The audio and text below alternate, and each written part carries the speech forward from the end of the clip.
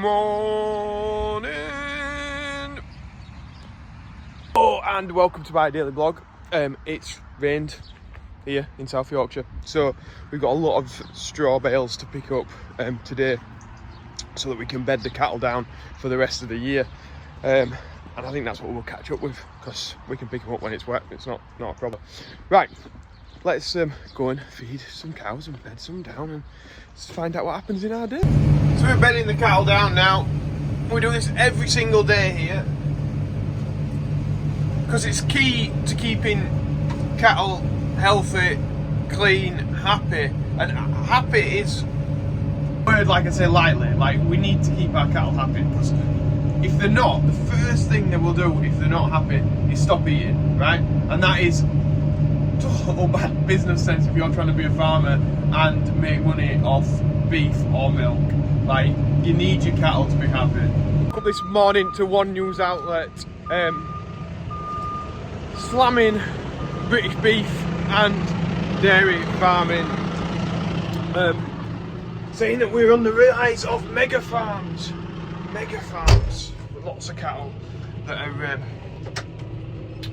housed indoors all the time. All our cattle are bought off grassland farms, but we maintain a similar amount of cattle throughout the year. So someone looking at the figures of cattle will say, look, they've got cattle indoors all year.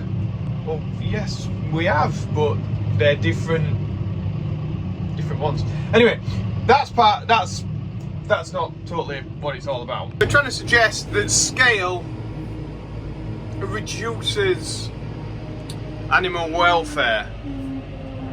I would argue totally it doesn't. If you're at scale, you can afford to buy things that massively improve animal welfare, such as the Teagle. Whole different story about the price of food, but we could go into that for a long time. If you're specialised in your particular industry, you're going to be better at it, aren't you? You're going to have, one, all the tools for the job, and two, all the experience and all the training. Like, we have the Teagle straw blower, we've got a feed mixer so we can mix the ration. Sorry, I'm working while we're doing this, because I'm not a spokesperson for the NFU or anything like that. I'm just a farmer that does stuff on the tractor, but trying to help out the industry any way we can to sort of combat this, what I feel is just misinformation. Dealing with cattle all the time, we sort of know if one's looking unwell, whereas if we just had a few cattle, would we still have that experience to know that one's not right, or this is possibly the treatment that we need to do, we need to clean its foot like this. Like, all these things come with specialising in a particular industry, whether it be, I don't know, plumbing or whatever. Like, if you're a specialist in that, you're gonna be more well trained. So to round this up, I think that this is just another attempt to beat farmers with a stick. If it's not us polluting the planet, if it's not us not looking after our animals, it's now that farms have got too big. It's just, the media doesn't like us, do they? They really don't like us. And I think it needs more people who are farmers just to get out there and just show what the truth is. I've been doing this 2.5 years now, showing what we get up to on the farm. And I feel like people understand what we do and the role that we do. The people that watch the channel understand that we've got cattle inside, but they're not the same cattle that are in all the time, because we're moving stuff around all the time. They understand that we really care about looking after these guys. Like that, I'm going to bed these guys up now. The straw's still fresh, but I'm still going to bed them up because we want to look after them. They're all there laid down, chewing their cud, regurgitating the food. That is a sign of them being happy. Look. Year on year, the world's population is just growing, and it requires cheap food. Like, people in UK require cheap food. We're in a cost of living crisis. Nobody's got any money in their pockets, and when they go into the supermarket, they're always complaining about the price of food being too expensive. Well, it's too cheap. Look at all the small family farms that have gone by the way because food's been too cheap. And then now there's the complaint from the media that farms have got too big. Yeah, it's just one thing after another. Like, they just don't like us, do they? Let's face it. So I'll just keep trying to combat these false and damaging articles that we seem to get more and more. Like I say, I'd like to just keep it really just like what we do on farm, but when articles like that come out, I feel like because I've got a platform now, I've got to say something about it. So yeah, anyway, that's that. Let's get back on with our day, eh? Noah's going to take the dolly now and get started with fetching some bales. I'll follow him in a minute. I think we'll probably just try and do a bit of a mix. Some people are at scale, some people are smaller. We're all still looking after our animals. I think it's just the media like to paint the image of small farm with farm shop selling direct to the local middle class community who've got lots of disposable income, and then the other side where, oh, it's a mega farm and they're not looking after the cattle, or this farmer's abusing his animals, and they don't want to say that there's like an in between there where we're a large farm but we aren't selling to a farm shop because we've not got a community that's got that massive wealth around here, and we're selling to a supermarket, but we're still looking after our cattle just as much as these little ones with a farm shop. Yeah, it annoys me, and that's why I just wanted to bring it out today. I think I've spent way too much time talking about it, and I apologise. Let's get back to doing some farming. But yeah, so just let's all farmers support each other, and yeah, just show how good we are at doing our job here in the UK. Anyway, that's it. Right, on to farming. Tipping off some fresh feed ready for this afternoon when we come and feed them. Right, trailer's on. We'll get to the field and pick up Big Bertha. So we got to the field. Big Bertha just getting strapped up. We're going to count out bales so that we can get an efficient place to drop the trailer off. Cheers, the beast is back. Big Bertha. Scale, that means we're not holding as much traffic up because we can bring 9 extra bales every time.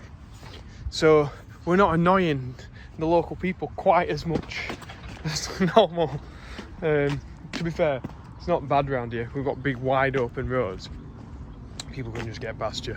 So I don't think we really have much trouble. It's not like we're in Cornwall with a long narrow road where nobody can get past or whatever. Right, we're blasting about, emptying Big Bertha.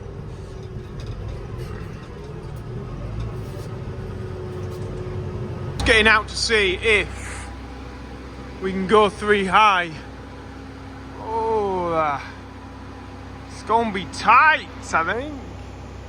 We'll drive forward a bit and see where we get to. Oh well, I think we've done it. It's close. It's very close, but we can start going 3 and 3 now, and then probably maybe get another 1 or 2 on top of that if we get a bit further back. That's nice. Chris has just fetched me a lump of birthday cake. So Chris has been doing some carting for John Deere Mick and helping him out this harvest, and he's off on holiday now to Cleethorpes and Skegness. Yeah, so that was nice, wasn't it? Right, we'll get these stacked in here anyway, because our Benny's hot on my tails. It's just coming through the village, he says. Right, we're getting there now. So we've emptied this load. What we're going to do is drop the baler off, and we'll see if we can cart with 2 tractors. So we'll get this baler backed out, spun round, dropped off. and then 6 to 15 can become a carting tractor. Power off, we'll get all the leads and stuff that we need disconnecting, and get the PTO off and what have you. I know I'm going back to this media thing, but I think what they're trying to do is like pit farmers against farmers. It's like, well, I'm not a big farmer, so yeah, it is bad them big farm. No, it's just all damaging to farming. That's what it is. Just yeah, it's really got me. It's got me worked up. It's got me worked up. They've achieved their aims, I think, today with me anyway. So we've got loaded up, and we'll get off. Bit of wheat here that didn't get done. Looks good though. Got them lovely straight lines. My dad's got this side baled though, so we'll get those collected now. Things we do when we come into the field, what I've done is I've come up the third tram line there. This is the middle tram line, we've got one there. Then I've counted 12 bales coming up to here. So you'll get those on that side, and 12 bales from that side have come down this way. I've also pointed the trailer, so we're in the right direction to come down here and head out for the field gateway. If we put it the other way, we'd have to turn the trailer around to go out. Just little common sense things. Drop the trailer chock onto the tram line. Fields have run all year, up and down, spraying, fertilising the field, all those bits. We'll drop it on there because that is where it's the hardest, most compacted part of the field, so it won't sink. There's with lots of hope. It shouldn't do here. It's not like that. It's pretty dry, to be fair. Now I'm moving to the other trailer, and we'll use the tram line for that. So if you look, it's perfect. There hasn't been anything apart from the combine in the middle of the field. Okay, the little light loader tractor will have to come and pick up all these bales, but as much as we can, we keep to these tram lines, especially if we've got a trailer on the back. So she's all strapped up, and we'll pull around this corner, big old berth area. Yeah, baby, and get her straight onto this tram line. All the weight's then on the tram line, where it's been all year. The trailer will travel better. If there's any ruts, they're left in the place where they've been all year. So right, let's get down there. No one's getting that filled up over there, and Ben will be coming to collect it. In the yard now, and we will attempt to back this down to get her unloaded. It used to be a lot easier with a 7.5 because it didn't have such wide wheels. Just backed Burford all the way down there. That was fun. Jeez, it's a right lump of birthday cake. Right, well, I might have a bit of that now. Ben's back, he's getting unstrapped. Then he'll back his load down there. We're back in the field. Got some pigeons about. A lot of bales to move today, and I'm already worrying about editing this video because I've said a lot of stuff, and I'm not going to get a lot of time to listen back to it and actually realise the things that I've said. So hopefully what I've said is right, and it strikes a chord with people. I think when the media attacks any part of farming, it affects every part of farming. So like, they've attacked the large farms in the UK, but basically it's painting a picture that says beef's bad, dairy's bad, look at this, and then it'd be easy for if you're a small farmer to be like, yeah, it's bad what the big farms do. But what we really need to do is like all stick together, farmers help farmers, and just show people what it's actually like. Big farms, small farms, what the actual reality of farming is. And the reality, I feel, is that people really care about their animals, people really want to produce quality food, and people don't want to run into bales like I nearly just did then. No, but people really do want to do the right thing, and yeah, it's just hard when you feel like the media's against you. Noah's down there, loading up Big Bertha, getting the bottom layer on. A nice view in the background. Keeping busy. It's like a fire, doesn't it, over there? This time I backed very close to here that I can't actually get the straps off. I might be able to from over end, eh? I wanted as much room because I've got to be spinning round quite tight at the minute. Doing a bit of climbing over bales, can't sort out. I might actually be able to squeeze around here. Take them all with me at once. Efficiency. Yeah, I need to slim down if I think I'm going to fit through that little gap. I better climb back over.